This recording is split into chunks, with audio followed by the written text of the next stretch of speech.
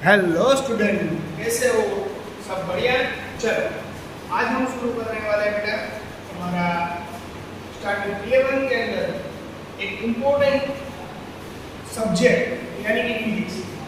Physics एक ऐसी interesting branch है, तो जितना भी आप उसको समझने की ट्राई करोगे उतना ही आपको समझने में मजा आएगा।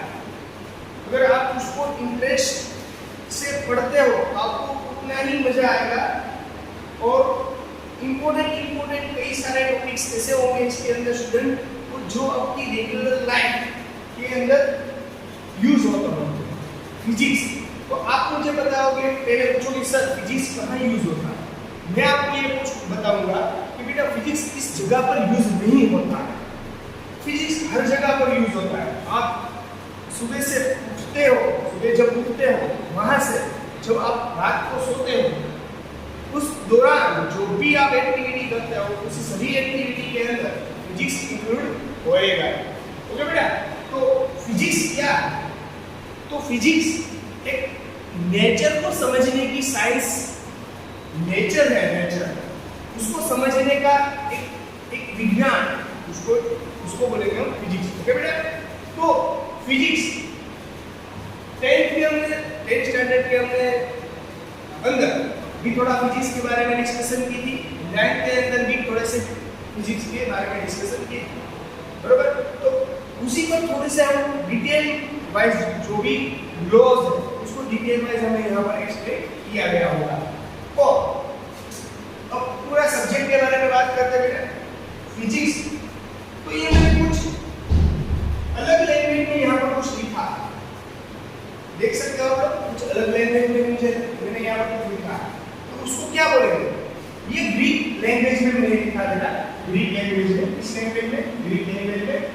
ग्रीक लैंग्वेज में इसको पढ़ा जाता है नेचर। इसको पढ़ा जाता है nature.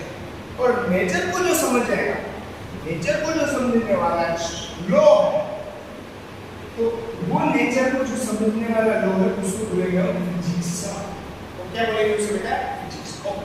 Law that explain the physical world.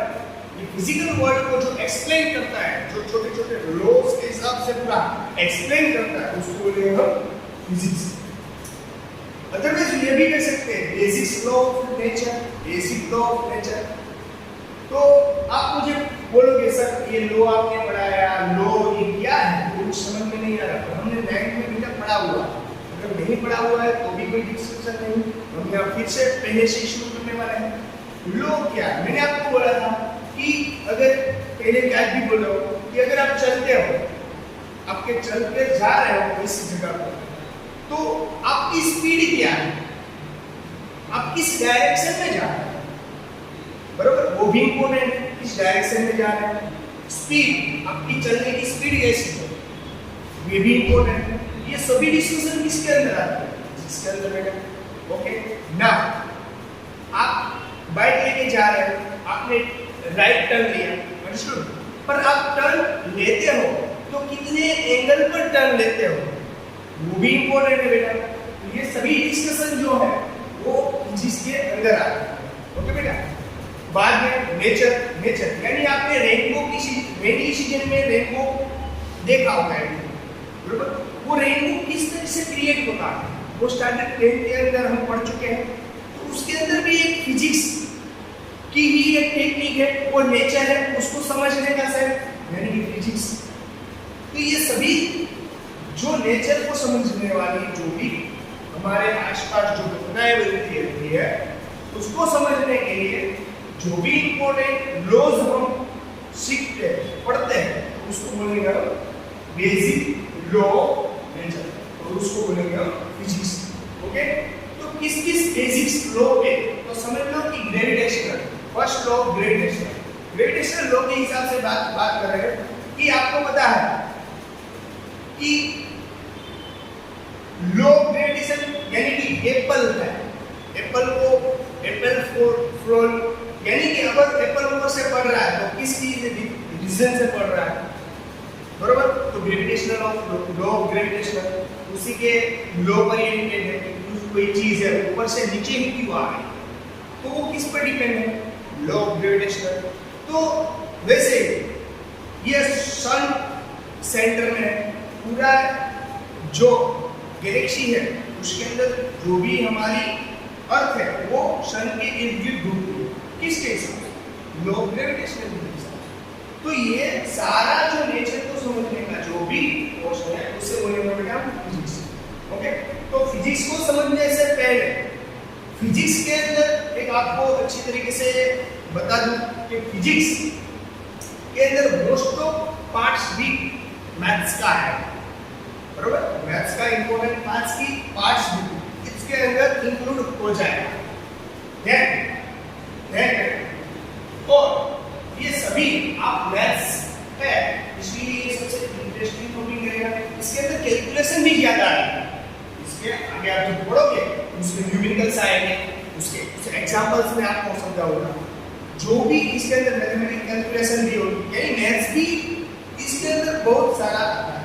Okay बेटा, तो ये एक ऐसी ब्रांच है जिसको आप अच्छी तरीके से समझो तो आपको पढ़ने में और ज्यादा मजा आएगा। ओके बेटा, रेडी बेटा? तो चलो अब फिजिक्स के लॉ पढ़ने से पहले कुछ बेसिक इंफॉर्मेशन जो मैथमेटिकली कैलकुलेशन के हिसाब से बनती है उसके बारे में डिस्कशन कर लेना जरूरी रहेगा। ओके बेटा, चलो उसके बारे में डिस्कशन करेंगे। तो पहले तो हम वैल्यूज जिस तरीके से डिग्री में कन्वर्ट होते हैं वो मैं आपको बताता हूँ। यहाँ पर आपको पता है बेटा 253, तो 253, तो इस 253 को आप कई तरीके से लिख सकते हो। Understood what I am saying to you? Here 253 we multiply 100 and also divided with 100. Then your answer will be same. You understand what I am saying to you? कि क्या बोल रहा हूँ आपको समझ में आ रहा है बेटा? अगर मैं इसको 100 से मल्टीप्लाई कर रहा हूँ और 100 से डिवाइड कर रहा हूँ तो उसकी वैल्यू कोई फर्क पड़ेगा? नहीं फर्क पड़ेगा। तो उसकी वैल्यू तो 253 ही होगी। आई बात समझ में क्या पड़ रहा हूँ? पर इस 253 को आप कई तरीके से लिख सकते हैं, बराबर? ये इसलिए करवा रहा हूँ बेटा, ये बेसिक, ये सभी बेसिक, ये आपको डिग्री में कन्वर्ट करना पता होना चाहिए। अभी तक आपने इजी नंबर्स ही आपने पढ़ा हुआ, इसलिए आपको डिग्री में कन्वर्ट करना किस तरीके से हम डिग्री में कन्वर्ट करेंगे, किसी यूनिट को कैसे पॉइंट्स में लिखते हैं, ये सभी सारी इंपॉर्टेंट बात है यहाँ पर पढ़ने में जरूरी है। तो यहाँ पर आप देख सकते हो बेटा कि 253 है, 253 है।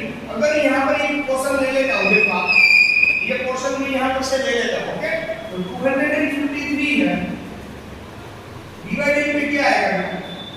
100 आएगा और मल्टीप्लाई क्या आएगा बेटा? 100 आएगा। ओके, पर आपको बेसिक नॉलेज है कि अगर किसी के डिनोमिनेटर में अगर 0 है, अगर किसी के डिनोमिनेटर में अगर 0 है तो जितने 0 होंगे उसको पीछे से आपको उसको पॉइंट ऐड करना है, तो यानी कि आपका वैल्यू आ जाएगा 253 डिवाइडेड बाय 100 है, तो इसको सॉल्व करने का क्या होगा? 2.53 आंसर आएगा। कैसे ये सॉल्व किया? मैंने आपको पहले भी बताया था जब हम स्टैंडर्ड 10 के अंदर थे, आज भी बता रहा हूं कि यहाँ पर 1 और 2 0 है, तो पीछे से आपको कैलकुलेट करना है कितने डिजिट पर पॉइंट आपको सब्स्टिट्यूट करना है बेटा? पीछे से कैलकुलेट करना है 1 और 2। यहाँ 2 0 थे ना, इसलिए 2 डिजिट पर हमने पॉइंट ऐड किया। यहाँ पर देखो, यहाँ पर क्या है? कितने 0 थे? 2, 10⁻²² डिग्री। इस तरीके से आप इसकी वैल्यू क्या होगी? इसका मीनिंग क्या होगा? इसकी वैल्यू तो 253 ही है, अंडरस्टूड?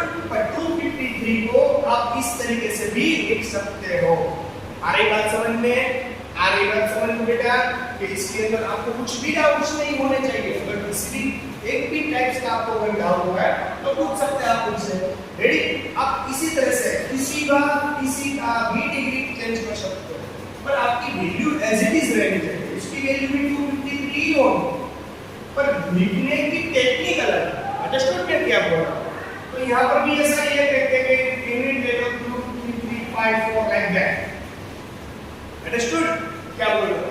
चलो मुझको यहाँ पर 1 2 3 4 यानी कि 1000 10,000 में डिवाइड कर रहा हूं और 10,000 में मल्टीप्लाई कर रहा हूं। डिवाइड और मल्टीप्लाई दोनों हो गए, देख सकते हैं, इसको मल्टीप्लाई किया उसको डिवाइड किया, तो मीनिंग तो क्या है 12,354 ही है, मीनिंग तो 12,354 ही है, पर इसको डिफरेंट टर्म से भी आप लिख सकते हो। अंडरस्टूड मैं क्या बोल रहा हूं? इस तरीके से तो सबसे पहले क्या करना पड़ेगा बेटा आपको इसका, चलो 1 2 3 5 और 4 अपन में कितने जीरोस है, अपन में कितने जीरो है 1 2 3 4, तो आपको डिजिट पर मल्टीप्लाई या 10,000 तो पहले से था, ओके बेटा, तो आप यहां पर कितने जीरो है बेटा 1 2 3 और 4, यहां पर 4 डिजिट पर आप पॉइंट सब्स्टिट्यूट कर सकते हो 1 2 3 और 4, यहां पर 4 डिजिट पीछे से कैलकुलेट करना है, से आगे से नहीं, अंडरस्टूड? ओके गुड, तो आपको वहां पर पीछे से क्या करना है बेटा कैलकुलेट करना है, ओके 1 2 3 और 4 डिजिट पर आपको क्या करना है 1 क्यों आपको 4 डिजिट पर ही पॉइंट लगाना है बेटा, क्योंकि हियर इन द डिनोमिनेटर तो total 4 value are present, 4 zeros are present, understood? Here in the denominator total 4 zero are present, 1 2 3 4, that is it, we take behind the 1.2354 1.2354 into 10 ratio, यहाँ पर कितने zero है, जितने जीरोस है उतनी degree आएगी 1 2 3 4, okay, this is your final answer. Here 1.2354 multiplied 10 raised to 4 is equal to 12,354. Both value are the same, but we write up different method, okay? Different method से भी लिखा जा सकता है, मैंने आपको बताया 12,354 को आप इस तरीके से भी लिख सकते हैं, पर डिग्री कैसे चेंज होती है, डिग्री कैसे कन्वर्ट होती है, ये समझना भी इम्पोर्टेंट रहेगा, क्योंकि जब भी आप कैलकुलेशन करोगे, जब भी आप अब आगे फिजिक्स के अंदर कैलकुलेशन करोगे, तो इस तरीके से कैलकुलेशन में डिग्री को चेंज करना भी आना चाहिए। तो ये से सभी बेसिक बातें हैं, जो बेसिक चीजें हैं, ये भी इम्पोर्टेंट है समझने के लिए। उसी रीजन से हम यहाँ पर सबसे पहले बेसिक स्टार्ट करेंगे फिजिक्स के लिए। तो ये बेसिक हमारा फर्स्ट लेक्चर इसी पर पूरा डिपेंड रहेगा, ओके? चलो अब किसकी बारी है, अब एक और बात बता देता हूँ, समझ लो कि यहाँ पर 3 0 2 3 5, बरोबर? चलो अब समझ लेना बेटा मैं क्या बोल रहा हूँ, यहाँ पर आप डिग्री के अंदर नेगेटिव डिग्री भी कभी आती है, आई बात समझ में क्या बोल रहा हूँ? अगर आपको यहाँ से पॉइंट निकाल देना है, अगर आपको यहाँ से पॉइंट निकाल देना है, तो आप क्या करोगे बेटा? अगर आपको यहाँ पर पॉइंट निकाल देना है, तो आप क्या करोगे? तो इस क्या करोगे तो ये पॉइंट निकल जाएगा, बोलो बोलो, आपको क्या करना है तो यहाँ से पॉइंट निकल जाएगा, बरोबर? तो आपको इस बारे में सोचना पड़ेगा कि यहाँ पर आप कैसे उसे प्रोसेस करोगे तो यहाँ से पॉइंट निकल जाएगा, ओके बेटा? तो पॉइंट निकालना है आपको, समझो, और आपको कैलकुलेट करना है कितने डिजिट पर पॉइंट रखा हुआ है, देख सकते हो आप लोग 1 2 3 4 5 और 6, लास्ट से कैलकुलेट करना है, 1 2 3 4 5 6, कितने डिजिट पर पॉइंट है बेटा? 6 डिजिट पर, ओके।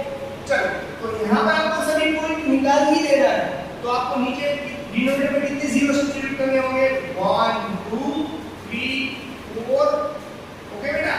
आपको इसको पॉइंट ही निकाल देना है, तो आपको क्या सब्स्टिट्यूट करना पड़ेगा 1 2 3 4 5 6 डिजिट पर पॉइंट है, यानी 6 डिजिट के बाद पॉइंट है, तो यानी कि आपको अगर ये पॉइंट निकाल देना है तो डिनोमिनेटर में आपको कितने जीरोस यूज करने होंगे बेटा?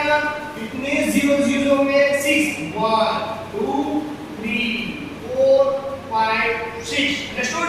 क्या बोल रहा हूँ, समझ में आ गई बात? समझ में बेटा? Okay good. चलो इसकी वैल्यू क्या होगी? 235 हो जाएगी, ओके 235 हो जाएगी। यहाँ पर देख सकते हो आप लोग 1 2 3 4 5 6, यानी अपन में मिलेगा 10⁶ लिखे, इसको ऐसे भी लिखा जा सकता है। अगर आपको अभी भी डिनोमिनेटर में कोई वैल्यू नहीं चाहिए तो आप उसको न्यूमरेटर में कन्वर्ट कर सकते हो। अगर कोई भी डिग्री डिनोमिनेटर से अगर न्यूमरेटर में कन्वर्ट होती है तो वो पॉजिटिव की जगह नेगेटिव आ जाएगी, लाइक दैट 235 into 10⁻⁻⁶। क्या बोल रहा हूं समझ में आ गई बेटा आपको बात? क्या बोल रहा हूं समझ में आ गई बेटा आपको बात? ओके, तो यहाँ पर 235 into 10⁻⁶ करो या ये लिखो, दोनों की तो वैल्यू तो बेटा सेम ही होगी। आई बात समझ में? आप इस तरीके से किसी भी यूनिट को 2 या 3 तरीके से और ज्यादा तरीके से भी लिख सकते हो, पर आपको पता होना चाहिए कि डिग्री कैसे कन्वर्ट होती है। अगर डिग्री डिनोमिनेटर में है उसको न्यूमरेटर में कैसे कन्वर्ट करना है, तो उसके लिए पॉजिटिव होगा, अगर न्यूमरेटर में आएगी तो पॉजिटिव से वो नेगेटिव में कन्वर्ट हो जाएगा।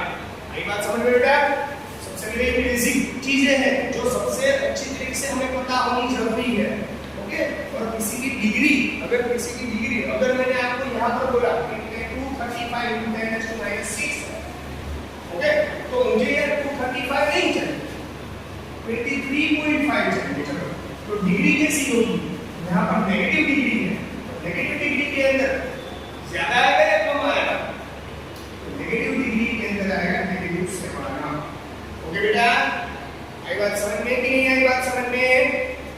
ओके, चलो, तो इस तरीके से आप डिग्री कन्वर्ट भी कर सकते हो, इस तरीके से आप डिग्री कन्वर्ट भी कर सकते हो। ये डिग्री इस तरीके से कन्वर्ट होती है। एक दो एग्जांपल भी मैं आपको दूंगा, वो आपको सोल्व करने हैं। ओके बेटा, रेडी बेटा? तो एक दो एग्जांपल भी आपको समझा देता हूं। लाइक दैट 0.1234 1 2 4 3 ये वैल्यू है आपके पास कुछ। अगर आपको इसको डिग्री में कन्वर्ट करना है और नेगेटिव डिग्री में भी लिखना है तो आप किस तरह से लिखोगे?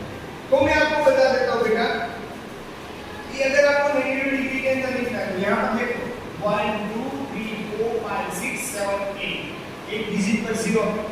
अगर आपको सिर्फ ये यहाँ पर से पॉइंट उठाकर यहाँ पर एडजस्ट करना है, यहाँ से पॉइंट उठाकर यहाँ पर एडजस्ट करना है, यानी कि इस पॉइंट को आगे ले जाना है। 0 पॉइंट हो गया। अब पीछे कितने 0 बचते बेटा? 3 1 2 3 1 2 4 3 ऐसे ही। पर आपने कितना रिप्लेस किया, पॉइंट को कितना शिफ्ट डाउन किया? एक पॉइंट आगे ले लिया ना, इसकी वैल्यू आ जाएगी 10⁻⁻1। आई बात समझ में बेटा क्या बोल रहा हूं?